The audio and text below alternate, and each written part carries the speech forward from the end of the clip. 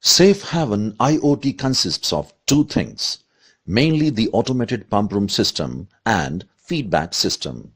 This is how the automated pump room system works.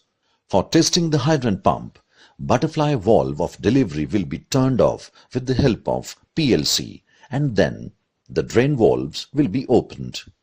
This whole thing will be operated through PLC panel. As soon as the water pressure falls below the threshold, hydrant pump will start. The same procedure will be followed for sprinkler and standby pump. The pump will remain on for 1.5 minutes and all the parameters will be recorded in the system.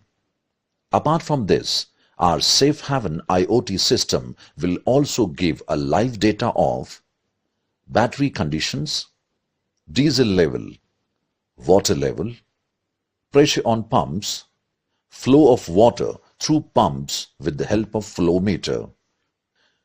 We recommend SafeHaven IoT system with every firefighting system to ensure the fire safety.